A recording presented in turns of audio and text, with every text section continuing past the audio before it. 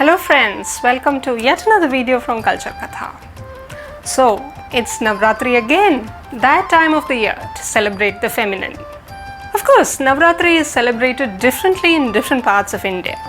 In the north, it's about the victory of Lord Ram over Ravana.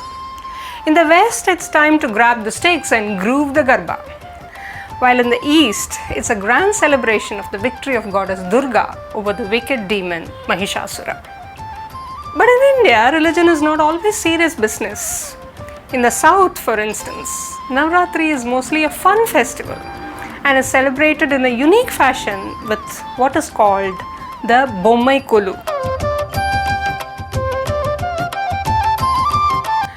Bommai Kolu in Tamil, Bommala Kolu in Telugu or Bommai Habba in Karnataka is the festive display of dolls and toy representations of gods and goddesses, saints and sannyasis, birds and animals, magical beings, national leaders, and even Harry Potter and his wizarding world. Now, these dolls are arranged in scenes that could range from a mythological story to a secular theme such as India's freedom movement or even the more recent Chandrayaan launch. And it's not just in houses but in temples too, where the Bommai Kolu is celebrated.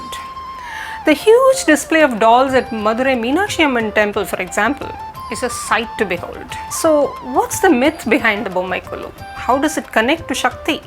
Well, the story goes that there was this wicked Asura, Mahishasura, who, after having received several boons from the Trinity gods Shiva, Vishnu and Brahma, started to torture everyone.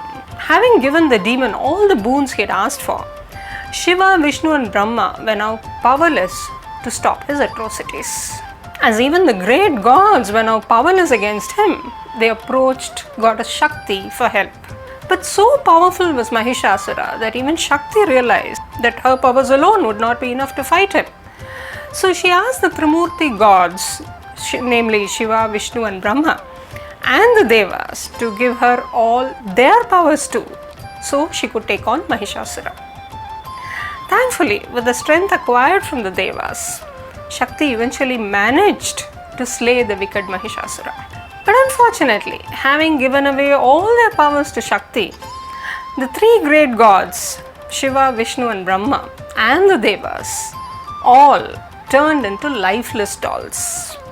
And that's how these gods became Bommais or toys in our Kolu. Of course, this is just a story, but there is a possible explanation as to how the Kolu tradition came into being. In the olden times, the monsoons were a lull period for kings and warriors. They could not engage in any military conquests because of the unfavorable weather conditions. So they used this period to cure and maintain their weapons. And when the monsoons ended and time was ripe to commence military campaigns, these weapons were neatly laid out in an arrangement for the kings to inspect. This tradition, it is said, formed the basis for the Kolu tradition, the word Kolu in Tamil meaning a festive display. The king probably did a puja for his weapons before launching his campaign, and this became the basis for the Ayudha Puja that marks the 9th day of Navratri. And remember, the word Ayudha means weapons. Eventually, this practice of displaying one's tools of trade, like the weapons for a king, was adopted by all groups of people. So, on the day of the Ayudha Puja, the traders perform a puja for their trade wares, the teachers and students for their books, the rickshawalas for their auto rickshaws, the drivers for their vehicles, and so on. So, in a sense, Ayudha Puja has now become a Thanksgiving day for all the inanimate tools of trade that make our living possible. Now, we do not know how old the tradition of Bommai Kolu is. It is possible that it originated in the times of the Vijayanagara Empire. Narratives by Western travelers tell us about the Vijayadashmi celebrations during the times of the Vijayanagara Empire, which is roughly dated to the 15th to 16th century AD.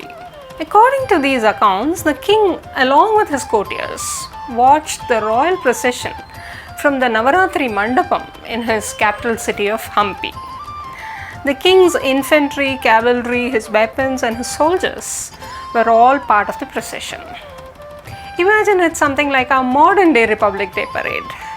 Nobilities and royalties were made to sit in different tiers, with the king and his family occupying the topmost tier and the other members of the royalty and nobility in lower tiers, depending of course upon their placement in the royal hierarchy.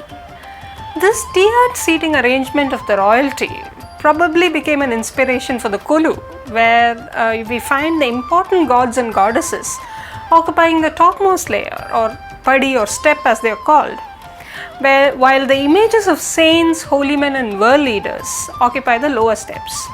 And we find the animals and birds placed right on the bottommost tier. Remnants of the Vijayanagar history remain even today, as we can see in the grand Dashera procession that takes place every year at the Mysore Royal Palace. Friends, our stories don't exist in vacuum. There are reasons why we tell a story, and Kulture Katha is all about sharing the story behind the stories. I hope you enjoyed watching this video. If you did, please do like and share, and also remember to subscribe to the channel.